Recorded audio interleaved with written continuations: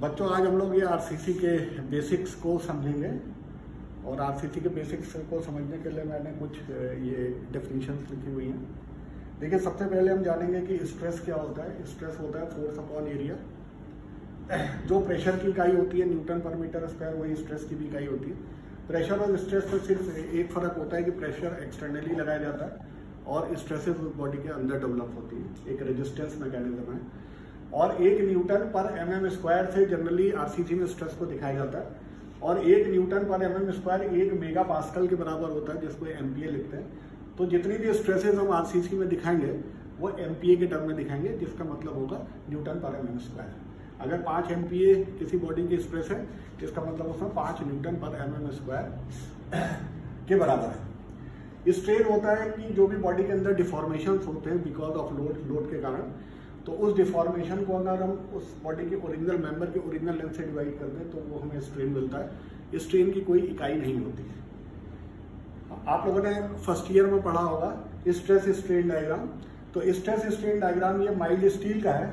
Mild steel का क्यों है? क्योंकि माइल्ड स्टील एक वाइडली अवेलेबल बिल्डिंग मटेरियल है और दूसरा इसमें बहुत सी लिमिट्स हमको क्लियर दिखाई देती है, इसलिए हम माइल्ड स्टील का एग्जाम्पल लेके चल रहे हैं। देखिए, वाई एक्सिस में हमने स्ट्रेस लिया और एक्स एक्सिस में हमने स्ट्रेन लिया है। तो देखिए, इसमें एक यूनिवर्सल टेस्टिंग मशीन होती है जिससे हम सैंपल लेते हैं और कोई सैंपल मान लीजिए इस तरह का हमने माइल्ड स्टील का ले लिया और उसमें टेंसाइल फोर्स लगाते हैं। जब टेंसाइल फोर्स लगाते हैं तो इसकी लेंथ चेंज होती है और हम क्या करते हैं, फोर्स अपॉन ओरिजिनल एरिया, ये स्ट्रेस हो जाती है और चेंज इन लेंथ, जितनी लेंथ चेंज होती है उसको हम ओरिजिनल लेंथ से डिवाइड करते हैं तो हमको स्ट्रेन मिल जाता है। तो हम लोड के डिफरेंट एलिमेंट लगाते जाते हैं तो हमें डिफरेंट स्ट्रेस मिलती है और उसके करस्पॉन्डिंग डिफरेंट स्ट्रेन हम चेंज इन लेंथ से नाप लेते हैं और स्ट्रेस और स्ट्रेन के बीच में ग्राफ खींचते हैं। तो ये माइल्ड स्टील का ग्राफ है। इसमें 3-4 पॉइंट बहुत इंपॉर्टेंट है। पहला पॉइंट है ये P कहलाता है limit of proportionality. Limit of proportionality, P limit of proportionality का मतलब होता है यहाँ पे स्ट्रेस और स्ट्रेन एक दूसरे के सीधे समानुपाती होते हैं और इस लिमिट ऑफ प्रोपोर्शनैलिटी में ये जो स्लोप होता है, स्लोप मतलब ये स्ट्रेस डिवाइडेड बाय ये स्ट्रेन, ये मॉडुलस ऑफ इलास्टिसिटी कहलाता है। तो modulus of elasticity of steel कितना होता है IS कोड के हिसाब से 2 × 10⁵ ये IS कोड हमको बताता है। IS कौन सा कोड बताता है? 456-2000। अपने पिछले लेक्चर में मैंने आपसे कहा था कि आप लोग 2564,000 IS प्रोक्योर कर लेंगे क्योंकि इसकी जरूरत हमें बार बार पड़नी है। उसके बाद एक पॉइंट आता है इलास्टिक पॉइंट। इलास्टिक पॉइंट मतलब ये होता है कि अगर इस पर्टिकुलर पॉइंट पे लोड को हटा दिया जाए तो बॉडी अपनी ओरिजिनल पोजीशन को रिगेन कर लेती है, ये मतलब होता है। लेकिन इसके बाद अगर आप लोडिंग और बढ़ाते हैं और लोड बढ़ाते जाते हैं तो मटेरियल जो है हल्के से ये माना जाता है कि पतले पतले फाइबर से मिलकर बना हुआ है और ये फाइबर्स हल्के हल्के क्रश करना शुरू कर देते हैं, क्रैक करना शुरू कर देते हैं, अपनी स्ट्रेंथ लूज करना शुरू कर देते हैं, अपनी इलास्टिक प्रॉपर्टी लूज करना शुरू कर देते हैं। तो ये 2 पॉइंट मिलते हैं हमको, y1 एंड y2। ये यील्ड पॉइंट्स कहलाते हैं। ये ऊपर है तो ये कहलाता है अपर यील्ड पॉइंट और ये लोअर यील्ड पॉइंट। y2 नीचे है तो लोअर यील्ड पॉइंट। उसके बाद देखिए क्या हो रहा है कि एक पर्टिकुलर पॉइंट पे स्ट्रेस कांस्टेंट है, स्ट्रेन बढ़ते जा रहे हैं। ये मतलब एक प्लास्टिक टाइप की सिचुएशन है जहां पे कांस्टेंट लोड पे स्ट्रेन बढ़ता चला जा रहा है। ये प्लास्टिक रीजन कहलाता है। ये प्लास्टिक रीजन है आपका। इसके बाद क्या होता है कि मटेरियल का बिहेवियर एकदम चेंज हो जाता है, ये ब्रिटल हो जाता है और देखते हैं कि फिर एकदम से स्ट्रेन कम होते हैं और ये खूब ज्यादा लोड लेने लग जाता है, इसकी स्ट्रेस बढ़ने लगती है। मैक्सिमम स्ट्रेस जो ये एलिमेंट ले सकता है ये अल्टीमेट स्ट्रेस कहलाती है। यू क्या है? Ultimate stress. इसके बाद क्या होता है कि इसमें एक बॉटल की फॉर्मेशन होती है, गला टाइप का बन जाता है और उसके बाद एकदम से ब्रिटल टाइप से टूट जाता है। तो बी क्या कहलाता है? ब्रेकिंग पॉइंट कहलाता है। तो किसी भी बुक में आप ये पॉइंट देख सकते हैं। तो मेरा समझाने का मतलब ये था कि ये पी पॉइंट हमारे लिए यहाँ पे बहुत इंपॉर्टेंट है क्योंकि जब हम वर्किंग स्ट्रेस पढ़ेंगे तो हम ये मानेंगे कि बॉडी इलास्टिक है और इलास्टिक है तो मतलब स्ट्रेस स्ट्रेन एक दूसरे के समानुपाती है। इस एजम्पशन से काफी चीजें आसान हो जाती है, इसलिए कि स्ट्रेस और स्ट्रेन के बीच में एक लीनियर रिलेशनशिप हो जाती है। यहाँ पे स्ट्रेस स्ट्रेन के बीच में लीनियर रिलेशनशिप नहीं रह जाती और यहाँ पे कंप्यूटेशन थोड़ा डिफिकल्ट हो जाता है। अब देखिए ये तो हो गया स्टील। स्टील हमको पता है क्या है, एक होमोजीनियस मटेरियल है, फैक्ट्री में बनता है। ईसी है modulus of elasticity of concrete, modulus of elasticity of concrete. देखिए कंक्रीट क्या है, एक परफेक्टली इलास्टिक स्टील की तरह बिहेव नहीं करता। क्यों नहीं करता? क्योंकि इसमें डिफरेंट मटेरियल होते हैं, इसमें कोर्स एग्रीगेट होता है, इसमें फाइन एग्रीगेट होता है, इसमें सीमेंट होता है, इसमें वाटर होता है, और ज़्यादातर ये फैक्ट्री में भी बनाया जाता है क्यूब के फॉर्म में जब टेस्टिंग करते हैं, अदरवाइज इसको फील्ड में बनाते हैं। तो आईएस कोड ने हमको दिया है कि modulus of elasticity of concrete, इसको कहते हैं short term modulus of elasticity of concrete, ये है 5000 अंडर रूट एफसीके। एफसीके को भी डिफाइन करते हैं, लेकिन ये जो भी वैल्यू है ये इसी की वैल्यू किस में आएगी, न्यूटन पर mm स्क्वायर या एमपीए में। ठीक है, ये वैल्यू आपकी एमपीए में। एफसीके क्या होता है? एफसीके कहलाता है characteristic compressive strength of concrete. FCK क्या होता है?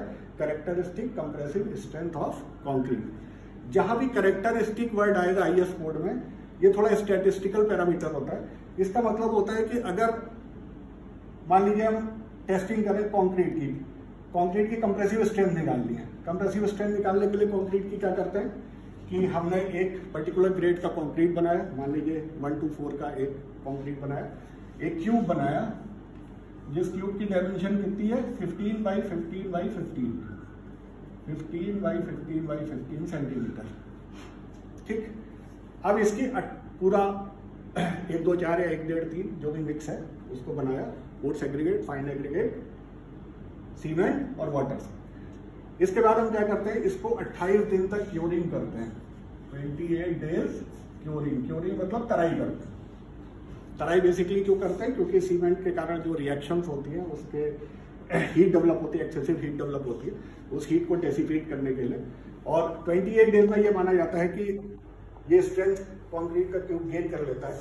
इसके बाद एक कंप्रेशन टेस्टिंग मशीन होती है जिसमें इस पर्टिकुलर क्यूब में फोर्स लगाया जाता है। इस क्यूब को एक 2 प्लेट्स के बीच में रख के एक कंप्रेशन टेस्टिंग मशीन होती है जिसके थ्रू कंप्रेसिव फोर्स लगाया जाता है। एक पर्टिकुलर फोर्स में ये क्यूब टूट जाएगा, डिवाइडेड बाय ये एरिया, वो कंप्रेसिव स्ट्रेंथ ऑफ कंक्रीट कहलाती है। अब कैरेक्टरिस्टिक मतलब क्या हुआ? कैरेक्टरिस्टिक मतलब ये हुआ कि इस तरह के यदि हम 100 क्यूब बनाएंगे और उनकी स्ट्रेंथ चेक करेंगे तो 95 क्यूब या उससे अधिक जो क्यूब होंगे उनकी स्ट्रेंथ जो होगी वो इस पर्टिकुलर वैल्यू से कम नहीं होगी। उदाहरण के लिए अगर हम कहें हमारी कंक्रीट है M15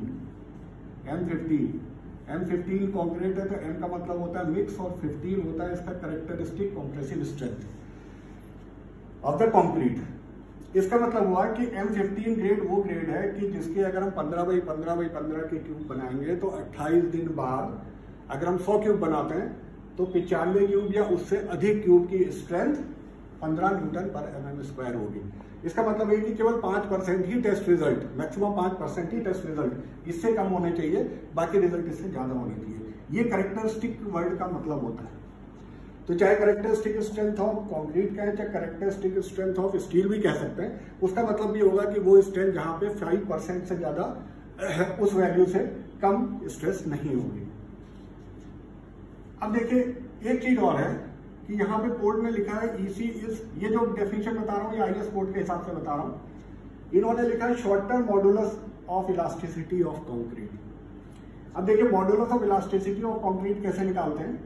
जब हम स्ट्रेस स्ट्रेन डायग्राम कंक्रीट के लिए बनाएंगे, ये कंक्रीट के लिए है, यदि हम कंक्रीट के लिए स्ट्रेस स्ट्रेन डायग्राम बनाएंगे तो ये स्ट्रेट लाइन नहीं मिलता, ये हल्का सा कर्व मिलेगा हमको इस तरह, क्योंकि परफेक्टली इलास्टिक नहीं बेस कर रही। तो एक मॉडुलस ऑफ इलास्टिसिटी निकालने का तरीका होता है कि ये देखिए ये कर्व है, इस कर्व के इनिशियल हम एक टेंजेंट खींचते हैं, ठीक, एक इनिशियल टेंजेंट खींचते, इस टेंजेंट का जो स्लोप होगा वो कहलाता है EIT। EIT मतलब initial tangent modulus of elasticity.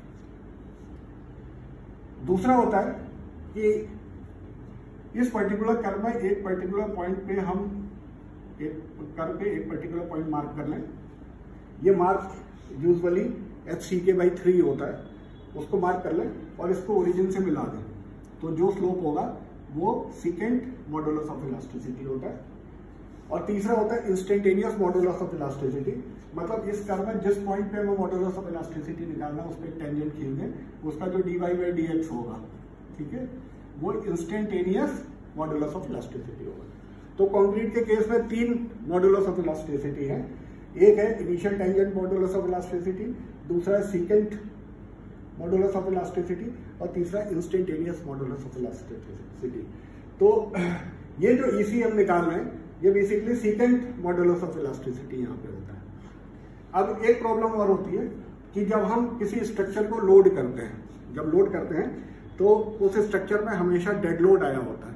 एक डेड लोड तो उसका सेल्फ वेट होता है, उसके अलावा मान लीजिए कोई बीम है, उसके ऊपर कोई वॉल बनी है जो मूव नहीं हो रही है, जो कांस्टेंट है, वो भी डेड लोड में काउंट होती है। जब ये डेड लोड लगा रहता है, कंसिडरेबल अमाउंट ऑफ टाइम लगा रहता है, तो अगर आप उस लोड को हटा भी दें तो भी आप देखेंगे कि बॉडी जो ओरिजिनल पोजीशन पे नहीं आ पाती, उसमें कुछ परमानेंट स्ट्रेन्स आ जाते हैं due to long term loading, जिसको कहते हैं क्रीप स्ट्रेन। तो एक कोफिशिएंट IS कोड ने डिफाइन किया है, creep coefficient is equal to creep strain upon elastic strain. Creep strain मतलब क्या हुआ, जो लॉन्ग टर्म लोडिंग के कारण एक्सेसिव स्ट्रेन डेवलप हो रहे हैं। तो मॉडुलस ऑफ इलास्टिसिटी जो लॉन्ग टर्म होता है IS कोड कहता है, वो short term divided by 1 plus theta. ये 1 प्लस थीटा, जहाँ पे थीटा क्या है, क्रीप कोफिशिएंट है। कहने का तात्पर्य है कि कंक्रीट के केस में मॉडुलस ऑफ इलास्टिसिटी निकालना थोड़ा मुश्किल होता है, इसलिए कि ये समय पर निर्भर करता है, ये समय के साथ चेंज होता रहता है।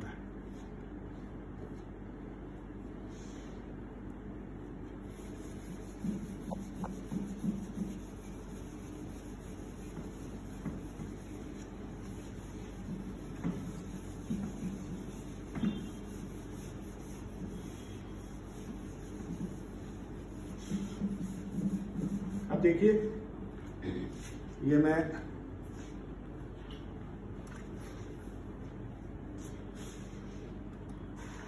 आपको पहले ये बता दिया कि कैरेक्टरिस्टिक स्ट्रेंथ क्या होती है। अगर M15 हम बोल रहे हैं तो M15 मतलब 50 न्यूटन पर mm², उसकी कैरेक्टरिस्टिक स्ट्रेंथ है।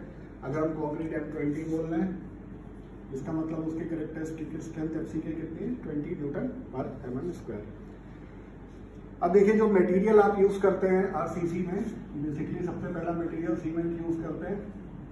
तो IS कोड आप जैसे ही खोलेंगे वैसे ही आप देखेंगे कई तरह के सीमेंट की आपको प्रकार दिए हुए हैं, आप उसको एक बार देखिए। इसमें 2-3 मैं डिस्कस करूंगा, जैसे कहते हैं 33 grade, 43 grade, 53 grade ordinary Portland cement. तो सीमेंट में ये स्ट्रेंथ बताता है। इसका मतलब है कि अगर मैं एक सीमेंट और सैंड का मोटार बनाऊं और मोटार का क्यूब बनाऊं 15x15x15 का, 15x15x15 नहीं होता, ये 50 सेंटीमीटर स्क्वायर का एरिया होता है। मतलब ये सीमेंट सैंड मोटार का जो आप क्यूब बनाओगे, इसका एरिया 50 सेंटीमीटर स्क्वायर होता है। और इसका यदि आप कंप्रेशन करो 28 दिन बाद, तो आपको 33 न्यूटन पर mm² स्ट्रेंथ मिलनी चाहिए, दैट इज 33 ग्रेड OPC। इसी तरह 43 ग्रेड OPC और 53 grade OPC ordinary Portland cement, ये कोड में दिया हुआ है। और भी कई टाइप दी हुई है, आप पढ़ सकते हैं, किसी भी बुक से पढ़ सकते हैं। दूसरी चीज है एग्रीगेट। दूसरी चीज जो है एग्रीगेट यूज होती है।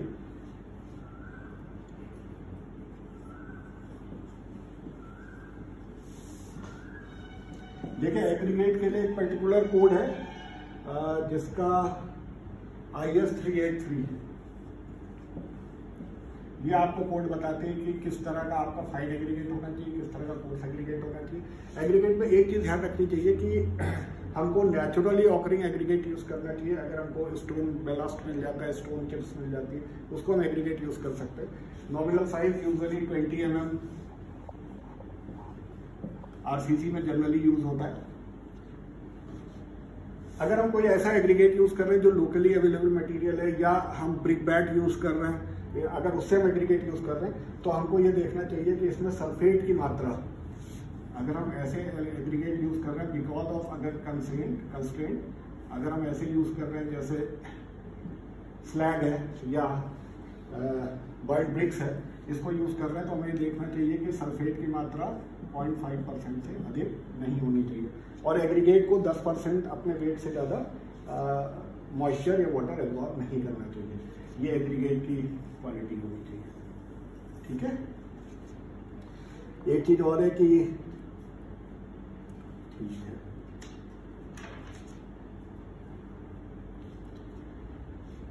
दूसरा ये कि जो साइज ऑफ एग्रीगेट है, अगर मान लीजिए हम स्लैब बीम कुछ यूज कर रहे हैं तो जो थिनेस्ट मेंबर है, मान लीजिए ये स्लैब थिनेस्ट है, थिनेस्ट मेंबर इसके 1/4 से ज्यादा एग्रीगेट का साइज नहीं होना चाहिए। मतलब जो थिनर साइज है उसके 1/4 से अधिक एग्रीगेट, कोर्स एग्रीगेट का साइज नहीं होना चाहिए। ये जो भी मैं आपको बता रहा हूँ ये कोड में दिया हुआ है और आप कोड अगर पढ़ना शुरू करेंगे तो आपको ये चीज मिलनी शुरू हो जाएगी। ठीक है। वाटर जो आप यूज करेंगे वो जो पानी पीने के लिए पोर्टेबल वाटर जिसे कहते हैं, जो पानी पीने के लिए वाटर सूटेबल होता है वही एग्रीगेट के लिए भी सूटेबल होता है या कंक्रीट के लिए भी सूटेबल होता है। एक चीज हमको ध्यान रखनी है कि water should be free from oil and other substance जो कि स्टील को कोरोट कर दें। ऐसा मटेरियल नहीं होना चाहिए। मान लीजिए सी वाटर ले लें तो बहुत चांसेस है कि वो जो आपने रीइंफोर्समेंट डाला है उसको कोरोट कर देगा। तो आपको वाटर ऐसा लेना है कि जो जिसमें वो प्रॉपर्टी ना हो जो स्टील को कोरोट करे। एक चीज और है कि एक टेस्ट और है कि अगर हम 28 दिन का ट्यूब बनाएं और आप जिस वाटर से ले रहे हैं वो बनाएं और डिस्टिल वाटर से बनाएं, तो आपका वाटर जो स्ट्रेंथ दे रहा है it should not be less than 90% of the strength of the tube made by distil water. तो डिस्टिल वाटर के 90% से कम आपके इस पानी का स्ट्रेंथ नहीं होना चाहिए। और पीएच वैल्यू जो कंक्रीट के लिए यूज होती है वो should not be less than 6। तो पीएच वैल्यू 6 से कम नहीं होनी चाहिए। ठीक है। अनदर चीज इज वर्केबिलिटी। देखिए जो कंक्रीट की स्ट्रेंथ, अगेन हम सारी थ्योरी बात कर लेंगे लेकिन जब हम उसको प्रैक्टिकली इंप्लीमेंट करेंगे तो बहुत जरूरी है कि जिस चीज के लिए हम डिजाइन कर रहे हैं वो चीज प्रैक्टिकली भी आ सके। इसके लिए एक कंसेप्ट वर्केबिलिटी का आपने कंक्रीट टेक्नोलॉजी में पढ़ा होगा जिसके लिए स्लम टेस्ट डिजाइन होते हैं। तो आईएस कोड में आप देखिएगा ये पेज 17 पे आपको वर्केबिलिटी दी है कि बीम जब हेविली रिइंफोर्स्ड होती है या स्लैब होती है तो जो कंक्रीट आप बनाएंगे उसका स्लम कितना होना चाहिए। स्लम यही इंश्योर करता है कि आपकी जो कंक्रीट है वो उस पर्टिकुलर फॉर्म वर्क में हर जगह प्रॉपरली फैल जाएगी, उसमें ब्लीडिंग नहीं होगी, सेग्रीगेशन नहीं होगा। ये चीज आपको इंश्योर करना है ताकि जिस चीज के लिए आपने कंक्रीट बनाई है वो पूरी स्ट्रेंथ आपको फील्ड पे मिल सके। एक और इम्पोर्टेंट चीज होती है जो कहलाती है ड्यूरेबिलिटी।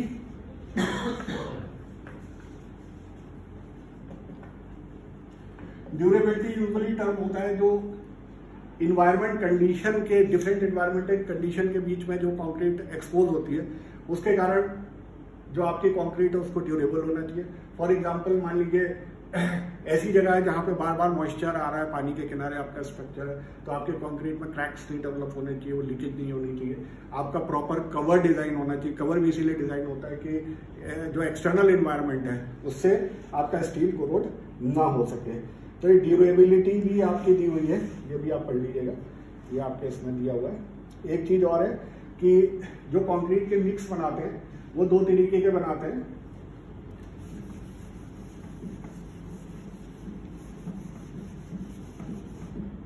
एक होता है नॉमिनल मिक्स,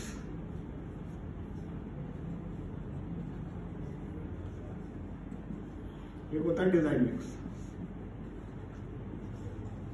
ये भी आपके कोड में दिया हुआ है। तो देखिएगा M20 तक के तो जो ग्रेड्स होते हैं M10, M20, M15, यहाँ तक के ग्रेड तो हम नॉमिनल मिक्स में ले लेते हैं। नॉमिनल मिक्स मतलब हुआ हमने कहा M15 1, 2, 4 का मसाला ले लो या 1, 1.5, 3 का मसाला ले लो M20 के लिए, ये नॉमिनल मिक्स होता है। और एक चीज और बता दूं कि ये एग्जैक्टली अगर हम M20 का या M15 का ये 1, 2, 4 एग्जैक्टली नहीं होता, ये थोड़ा सा डिफरेंट होता है। और आप देखिए आईएस कोड में आपको ये दिया हुआ है कि M15 के लिए, देखिए इसमें दिया हुआ है आपको टेबल 9 में देखिएगा, आपको दिया है कि M15 के लिए, M15 अगर कंक्रीट बना रहे हैं तो यदि आप 50 kg का एक सीमेंट का बैग लेंगे जो आता है उसमें 110 kg फाइन एग्रीगेट होगा, 220 kg कोर्स एग्रीगेट होगा, ये फाइन एग्रीगेट, ये सीमेंट, और 32 लीटर पानी होगा। तो ये नॉमिनल मिक्स है। नॉमिनल मिक्स मतलब आईएस कोड कह रहा है कि ये क्वांटिटी आप ले लीजिए तो लगभग ये स्ट्रेंथ आपको मिल जाएगी। तो ये आप कोड में देखिएगा, ये मिक्सचर आप लेके चल सकते हैं। M15 अगर आपको कंक्रीट बनानी है तो एक बैग आपने सीमेंट लिया, 110 किलो फाइन एग्रीगेट, 220 किलो ये और 32 लीटर पानी, ये सबको मिक्स करके आप कंक्रीट बनाएंगे, वो स्ट्रेंथ आपको M15 लेगी। इसी तरह M20 का भी मिक्स दिया हुआ है जो आप देख सकते हैं। डिजाइन मिक्स मतलब होता है हायर स्ट्रेंथ। M20 से बड़े मिक्स जो होते हैं इनको डिजाइन किया जाता है। डिजाइन किया जाता है मतलब इसको ऐसे ही नहीं ले लेते, एक्चुअल जो मटेरियल अवेलेबल होगा उसके हम क्यूब्स बनाएंगे डिफरेंट प्रोपोर्शन में, उसे टेस्ट करेंगे और कैरेक्टरिस्टिक स्ट्रेंथ यदि हम 100 क्यूब बनाएंगे तो ये देखेंगे कि 95 या उससे ज्यादा क्यूब में ये स्ट्रेंथ आनी चाहिए। वो जो प्रोपोर्शन होगा वो डिजाइन मिक्स होगा। ठीक है, अब देखिए आगे आते हैं लोड्स। जब भी आप डिजाइन करेंगे, देखिए आरसीसी में आप कौन कौन से स्ट्रक्चर डिजाइन करेंगे, तो आप अगर नीचे से सोचें, जब आप मकान बनाते हैं तो क्या होता है, एक फुटिंग होती है, सबसे नीचे होगी फुटिंग, फुटिंग के ऊपर होता है कॉलम, कॉलम के ऊपर होगी बीम, बीम के ऊपर होगी स्लैब। इस सीक्वेंस में आप मकान बनाते हैं। जब आप डिजाइन करते हैं तो क्या करते हैं, जस्ट उल्टा करेंगे। सबसे पहले आप स्लैब लेंगे, स्लैब के लिए क्या देखेंगे आप, लोड देखेंगे। लोड कौन कौन सा देखेंगे, लोड देखेंगे आप इसका अपना लोड क्या है, विच इज सेल्फ वेट, या डेड लोड्स क्या क्या है इसमें। डेड लोड मतलब सेल्फ वेट के अलावा वो लोड जो मूव नहीं हो रहे। इसके अलावा आप लाइव लोड लेंगे, इसके अलावा विंड लोड को कंसीडर करेंगे, अर्थक्वेक लोड को कंसीडर करेंगे, और कहीं कहीं पहाड़ के एरिया में स्नो लोड को भी कंसीडर किया जाता है।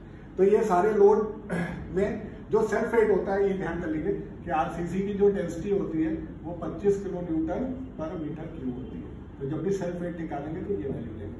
पीसीसी की 24 किलो न्यूटन पर मीटर क्यूब और आरसीसी की 25 किलो न्यूटन पर मीटर क्यूब। इसके अलावा एक आईएस होता है, आईएस 875 1987। ये कोड ले लीजिए, ये कोड देखिएगा आपको मिल जाएगा, या किताबों में भी दिया है, अगर नहीं मिलेगा तो कोई बात नहीं। किताबों में हर तरह के डेड लोड और लाइव लोड के लिए क्या क्या लोड्स होते हैं ये IS 875 1987 डिफाइन करता है। तो स्लैब में जो भी लोड आ रहे हैं, या रूफ भी एक स्लैब ही होती है, जो भी लोड आ रहे हैं उस लोड को अल्टीमेटली हम बीम में ट्रांसफर करते हैं। वो बीम अल्टीमेटली कॉलम में ट्रांसफर होता है और कॉलम से फुटिंग में ट्रांसफर होता है। तो सबसे पहले हम स्लैब डिजाइन करते हैं, इसके जो लोड आते हैं उससे हम बीम डिजाइन करते हैं, फिर कॉलम डिजाइन करते हैं, फिर फुटिंग डिजाइन करते हैं। ठीक, तो अनदर इंपॉर्टेंट चीज कि आपके जो लोड्स हैं वो इंपॉर्टेंट है, जिसमें मैंने आपको बता दिया there is dead load, live load, wind load, earthquake. ये 4 इंपॉर्टेंट लोड होते हैं। इनके कॉम्बिनेशन लिए जाते हैं। तो जब आप डिजाइन बनाएंगे तो आप देखेंगे कि कौन से कॉम्बिनेशन यूज होते हैं, क्योंकि जिस लोड को आप कंसीडर करके चलना है उसी लोड के बेस पे आप डिजाइन करेंगे, और ये उम्मीद करेंगे कि उस स्ट्रक्चर का जो भी लाइफ है उसमें जो लोड हम लेके चल रहे हैं उससे ज्यादा लोड उसमें नहीं आएंगे।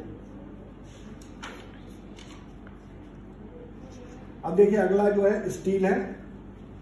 स्टील में भी डिस्कस कर रहे हैं। देखिए मटेरियल में हमने सीमेंट डिस्कस कर लिया, वाटर डिस्कस कर लिया, एग्रीगेट डिस्कस कर लिया, टाइप ऑफ लोड डिस्कस कर लिया। एक मटेरियल और रह गया, दैट इज स्टील। स्टील का मैंने आपको पता नहीं आएगा, माइल्ड स्टील बना ले पिक्चर कंसिस्टेंट डायग्राम बना दिया।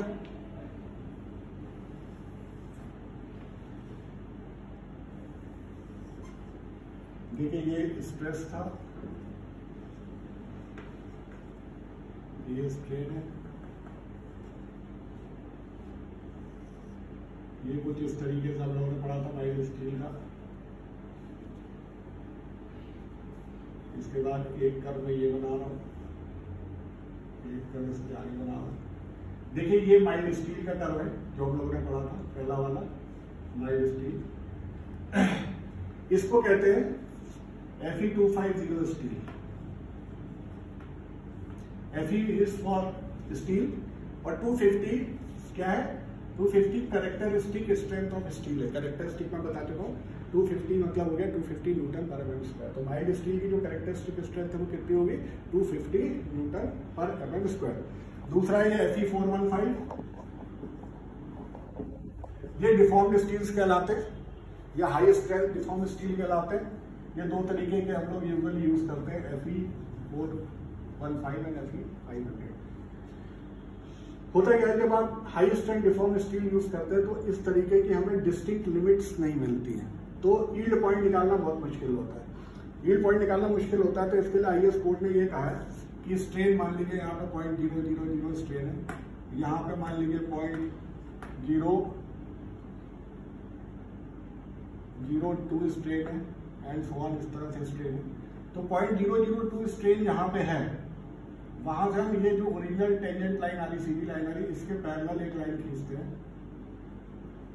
और ये जहां पे टच करती है, इस पॉइंट को यहाँ पे टच कर रही है, इस कर्व को यहाँ पे टच कर रही है, ये जो है ये 0.2% प्रूफ स्ट्रेस कहलाती है या यील्ड स्ट्रेस कहलाती है। ये कहलाती है 0.2% प्रूफ स्ट्रेस और यील्ड स्ट्रेस।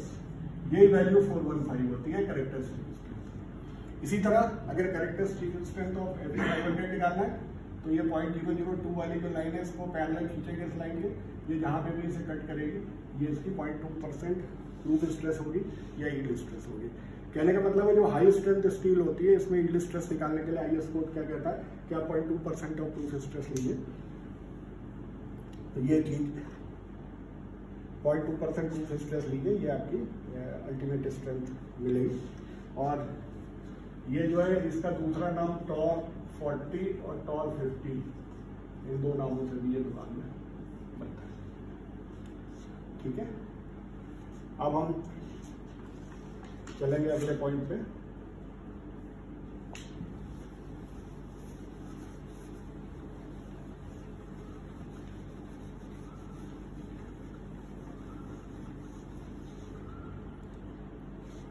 अब हम चलेंगे वर्किंग स्ट्रेस मेथड।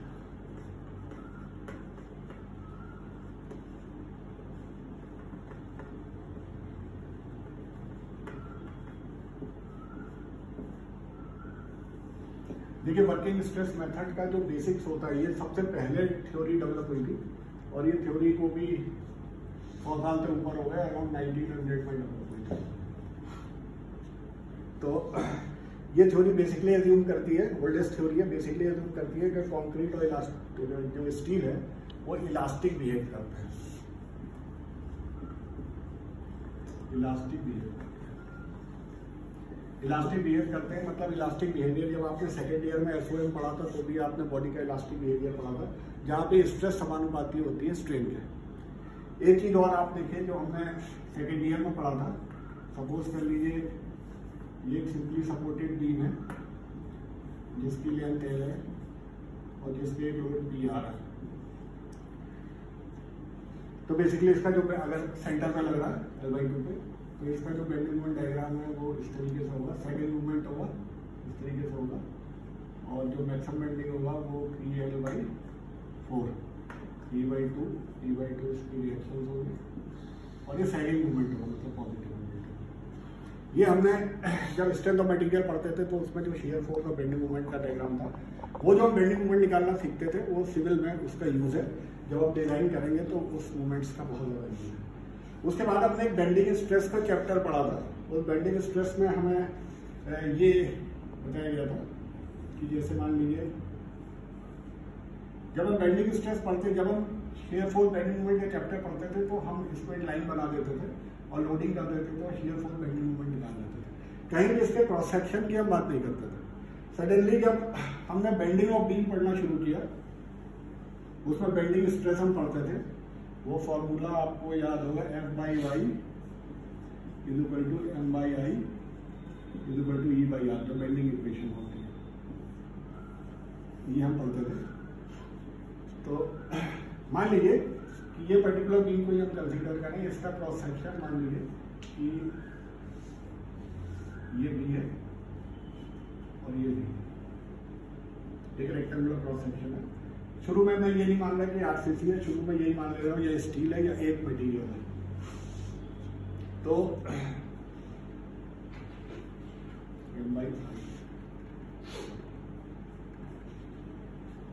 तो होता क्या है, जब इस बीम में लोडिंग लगती है इस तरीके से, तो ये बीम कुछ इस तरीके से बेंड हो जाती है।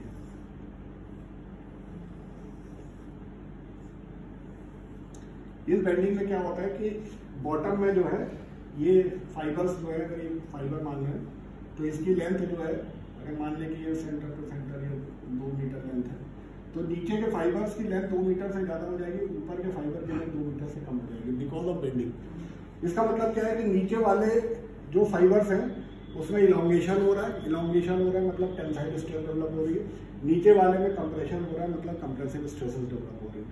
तो जब बीम की बेंडिंग होती है सिंपली सपोर्टेड में, तो क्या होता है, बॉटम में टेंशन डेवलप होता है और टॉप में कंप्रेशन होता है। कैंटिलीवर लेंगे तो क्या होगा, जस्ट अदर वे अराउंड होगा। यदि आप कैंटिलीवर लेंगे तो क्या होगा, ये इस तरीके से बेंड होगी, जो टॉप पे टेंशन होगा बॉटम पे कंप्रेशन। तो एक ही आरसीसी मैंने पहले लेक्चर में बनाई थी कि आरसीसी जो होती है बहुत वीक होती है टेंशन में, तो जहां भी स्ट्रक्चर में टेंशन डेवलप होता है वहां पे हम क्या करते हैं, उसको रीइंफोर्स करते हैं। रीइंफोर्स कैसे करते हैं, उसमें सरिया डालते हैं। आप सरिया कहाँ डालेंगे, जहां पे टेंसाइल जोड़ आएगा वहीं पे आप सरिया डालेंगे, क्योंकि आरसीसी थ्योरी नॉर्मली ये एज्यूम करती है कि कंक्रीट टेंसाइल में कोई लोड नहीं लेती। हालांकि कंक्रीट की टेंसाइल स्ट्रेंथ होती है, कितनी होती है, 0.7 √fck, इतनी टेंसाइल स्ट्रेंथ कंक्रीट की होती है। कंक्रीट की टेंसाइल स्ट्रेंथ 0.7 √fck होती है न्यूटन पर मीटर स्क्वायर में। लेकिन यहाँ पे ये जब डिजाइन करते हैं तो कंक्रीट की टेंसाइल स्ट्रेंथ को इग्नोर कर देते हैं और ये मानते हैं कि सारी की सारी टेंसाइल स्ट्रेंथ जो है वो स्टील है और सारा का सारा कंप्रेसिव लोड जो है वो कौन लेगा, वो कंक्रीट लेगा। अब देखिए दूसरी चीज एक और है, जब हम ये बेंडिंग इक्वेशन पढ़ते थे तो एक बहुत इंपॉर्टेंट चीज पढ़ते थे कि plane section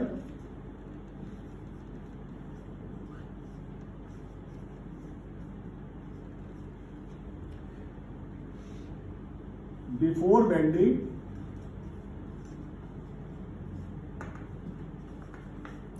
remain plane after bending. देखिए ये बहुत इंपॉर्टेंट एजम्पशन था, ये आगे भी यूज होगा। प्लेन सेक्शन बिफोर बेंडिंग मतलब बेंडिंग के पहले जो प्लेन सेक्शन थे वो बेंडिंग के बाद भी प्लेन रहेंगे। इसका क्या मतलब होता है, इसका मतलब ये होता है कि यदि हम यहाँ पे कोई प्लेन मान लें, मान लीजिए यदि हमने प्लेन मान लिया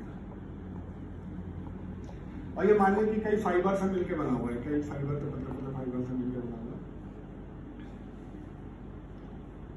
और इसको हम काटें तो उसके लिए इमेजिनरी काटें तो ये एलिमेंट आपको यहाँ दिखेगा, ये एलिमेंट यहाँ दिखेगा, यहाँ दिखेगा। मान लीजिए इसमें हम नंबरिंग करते हैं 1 2 3 4 इस तरह से नंबरिंग करते हैं। अब जब ये बेंड होगा तो इसकी लेंथ तो कम हुई, तो ये मैं नीचे ले आ रहा हूँ, ए खिसक गया यहाँ पे और बी खिसक गया यहाँ पे। अब देखिए ये मैं लाइन अगर खींचूं तो इसका मतलब ये है कि जो 1 2 3 4 ये फाइबर इस पर्टिकुलर पॉइंट पे मिल रहे थे वो मेरे को इस प्लेन पे मिलेंगे। वो ऐसा नहीं है कि एक यहाँ मिलेगा, 2 यहाँ मिलेगा, 3 यहाँ मिलेगा, 4 यहाँ मिलेगा। इसका मतलब जो प्लेन सेक्शन थे वो बेंडिंग के बाद भी वो प्लेन है। इसका मतलब ये हुआ कि देखिए यहाँ तो क्या हो रहा है, इसकी लेंथ में कमी हो रही है, यहाँ थोड़ी और कमी, यहाँ कम कमी, यहाँ कम कमी, यहाँ पे कोई कमी नहीं हो रही, फिर ये लेंथ में बढ़ोतरी हो रही है। इसका मतलब एक पर्टिकुलर एक्सेस ऐसा है जहां पे लेंथ अनचेंज है और वो चीज आप जानते हैं कि वो कहलाती है न्यूट्रल एक्सेस। तो सबसे इंपॉर्टेंट साइड जो plane section remain plane before bending, remains plane after bending का मतलब ये होता है कि जो आपका स्ट्रेन डायग्राम है it is linear. Strain diagram is linear. यहाँ पे कंप्रेशन हो रहा है, कंप्रेसिव स्ट्रेस डेवलप हो रहा है और यहाँ पे टेंसाइल स्ट्रेस डेवलप हो रहा है, बट ये इस तरीके से नहीं हो रहा है, ये स्ट्रेट लाइन फैशन में हो रहा है। तो plane section remains before bending, plane section that before bending remains plane after bending का मतलब होता है कि जो स्ट्रेन डायग्राम है वो आपकी स्ट्रेट लाइन। चूंकि हम इलास्टिक बिहेवियर पढ़ रहे हैं, इसका मतलब क्या हुआ, इसका मतलब ये हुआ कि जो ये स्ट्रेन डायग्राम है, स्ट्रेन डायग्राम चूंकि हम इलास्टिक बिहेवियर पढ़ रहे हैं, इलास्टिक थ्योरी पढ़ रहे हैं, वर्किंग स्ट्रेस मेथड पढ़ रहे हैं, जहां पे हम ये मानते हैं कि स्ट्रेन जो है ये स्ट्रेस स्ट्रेन के समानुपाती होती है। इसका मतलब स्ट्रेस डायग्राम भी कैसे होगा, एक स्ट्रेट लाइन होगा। ठीक, तो ये स्ट्रेस डायग्राम होगा। यहाँ पे कंप्रेसिव स्ट्रेस डेवलप होगी, यहाँ पे टेंसाइल स्ट्रेस डेवलप होगी इस पर्टिकुलर केस के लिए। तो ये इंपॉर्टेंट चीज हो गई। अब देखिए, अगर मैं स्ट्रेस देखूं, अब मान लीजिए कुछ लोडिंग हो रही, मैंने एक सेक्शन मान लिया। देखिए तो वर्किंग स्ट्रेस का कंसेप्ट क्या है। अगर मैं बेंडिंग स्ट्रेस एफ वाई क्या है ये भी समझ लीजिए। ये न्यूट्रल एक्सिस है, वाई क्या है, वाई वो पॉइंट है जहां पे आपको एफ निकालना है। मान लीजिए हमको 2 सेंटीमीटर पे निकालना, तो 2 सेंटीमीटर ये वाई की वैल्यू हो गई, और यहाँ पे जो स्ट्रेस होगी डायग्राम से, यहाँ पे जो स्ट्रेस होगी ये एफ। एम क्या है, जितना बेंडिंग मोमेंट स्ट्रक्चर में आ रहा है, और आई आप modulus of elasticity moment of inertia जानते हैं। तो अगर मैं इस बीम के लिए निकालूं तो F is equal to am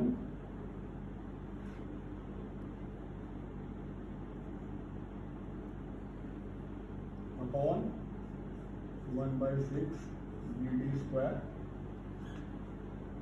sorry 1/12 dt cube, और y हो जाएगी d/2। That gives me f is equal to m upon 1/6 dt।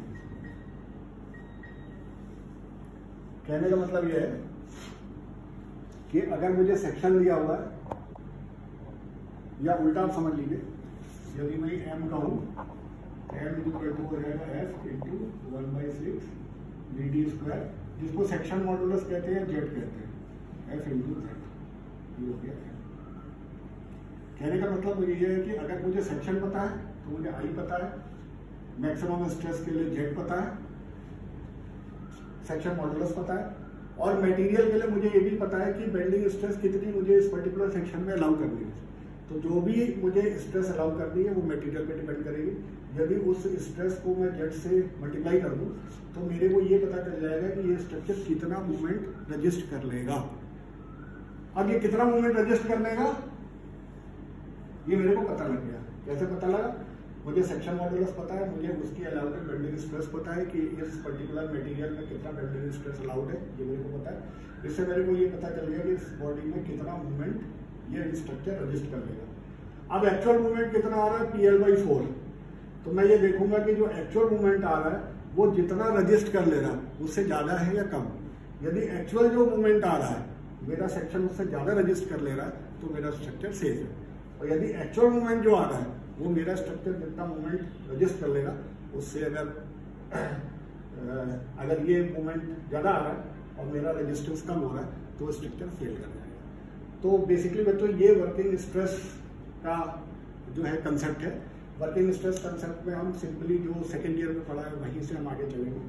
अब अगले लेक्चर में मैं आपको सीधे उन एजम्पशंस पे ले चलूंगा जो 3 एजम्पशंस हैं कंक्रीट के, और उसके बाद हम लोग सीधे एनालिसिस पार्ट पे आ जाएंगे। Thank you. मुझे लग रहा है 1.25 घंटा करीब हो गया। 38 मिनट 38 मिनट टाइम लगता भाई।